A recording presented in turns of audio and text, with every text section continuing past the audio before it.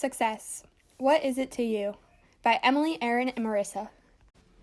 To begin, our project centers around the overall question of how does the parenting style that you grew up with affect your viewpoints on your success, goals, and happiness in your life. We were interested in looking at Bentley students from different cultural backgrounds to find if there were similarities or differences among these views. All of us were intrigued by different parenting styles in our class discussion on Amy Chua's polarizing article, Why Chinese Mothers Are Superior. We dive into parenting styles, success, and happiness throughout this presentation. Our research consisted of a 15-question standardized survey that we sent to current Bentley students, and we received a total of 31 responses. Since we have more than 30 responses, we can assume a normal distribution and continue on with our data. The question gathered general background information about the demographic of our sample as well as the sample's varying perceptions of success and how they intend to achieve it. The goal of our survey was to gather insights on our participants. Our first question centered around the diversity of our sample's ethnicity and family backgrounds. As we talked about in class, there are negatives of putting people in so-called boxes, so we made this an open-ended question. While the majority of our sample had European heritage, there were respondents from a variety of ethnicities, including Asian and Japanese cultures as well. Our second question centered around the religious affiliation of our sample. This question was not required by our questionnaire, so we did not get full response. Again, we had a variety of responses. In analyzing the clusters of our data, we could ensure that religion would not be overly impactful. However, one interesting thing to think about is from a study done by Laura Ettinger-Schons. She found that people reporting more oneness generally felt more satisfied with life, and this was true across different religions. Keep this in mind in your own life and while you listen to the rest of our presentation. Next, we surveyed the general involvement outside of the classroom. Almost all of the respondents were involved in either sports or other types of extracurricular activities. In the Handbook of Stress Science, Biology, Psychology, and Health, Teresa Edenfield and James Blumenthal explored the link between exercise and physical health to overall quality of life. They explained that there are multiple ways to reduce your stress levels using exercise as a tool. We also asked how strict parents were about grades in school while respondents were growing up. The majority of respondents' parents were reflective of an authoritative parenting style, which according to the American Psychological Association is defined as supportive yet boundary setting.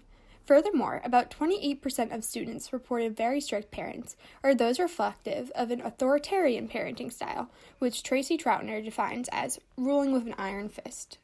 Overall, the responses were rightly skewed, meaning parents were more strict than not, which is perhaps indicative of the results showing that our sample is highly motivated and achieving. There was a larger spread in the response of how strict parents were about achievements in extracurricular activities and athletics. Again, most parents were strict, but some were not strict at all, differing greatly from the previous question's responses. This spread is more symmetrical than the previous question also, meaning that there may be more leniency from parents over extracurriculars. As we learned from Chua's article, her culture was extremely strict when learning the piano and restricted her children from participating in athletics.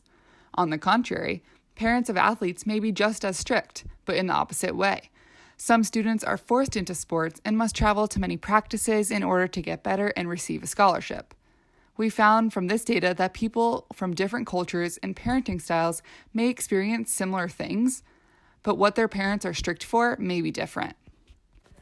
The next question surveyed different types of child activities, both structured and unstructured. Respondents spent a large amount of time with other children their age in teams activities and personal activities. We now begin to ask questions regarding the respondents' beliefs. In these, more than 75% answered that they believe success is a subjective matter, and more than 50% are able to measure their feelings of success. In addition, we asked our participants how they would describe their ability to strive for success. The results were rightly skewed, in which the survey participants felt they held a higher ability to strive for success. This may be related to the sample's identity as business students, specifically at a top university like Bentley, where confidence and achievement are embraced and self-deprecation is discouraged. We are able to see that the respondents measure their classroom success through perfection.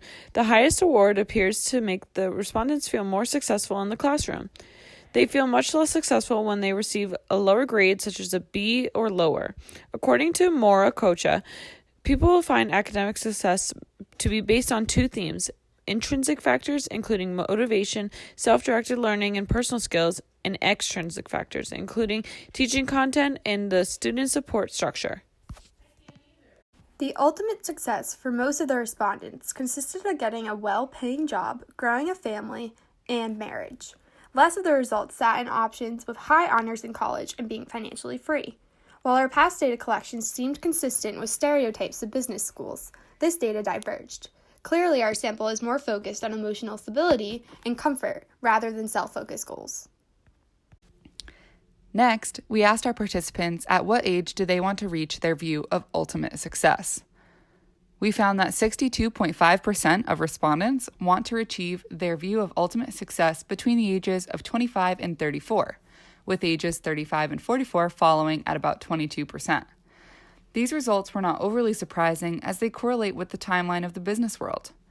Between the ages of 25 and 34 is typically when young businessmen and women secure a financially stable job and begin to achieve upward mobility. Likewise, 35 to 44 range is consistent with the family goals outlined in the past responses. A follow-up question may be, what if you don't achieve your success within your own time frame? Can you still believe that you reached ultimate success? And does this ultimate success mean ultimate happiness, or is it the other way around? The answers were pretty much split evenly when asking if you needed to be successful in order to be happy. About half say you do need to be successful in order to be happy, and the other half disagree.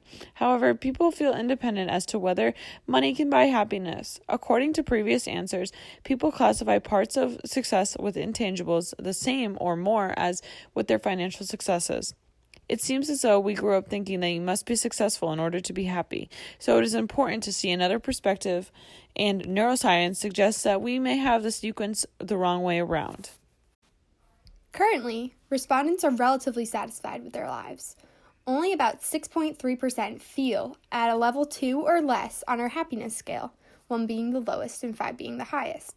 As Marissa previously mentioned, 87.5% of the participants responded that they wish to reach their view of ultimate success at ages 25 and above. Therefore, if we are searching for a correlation of happiness and success, this distribution may show that participants can be beginning to grow their levels of happiness prior to reaching their ultimate success.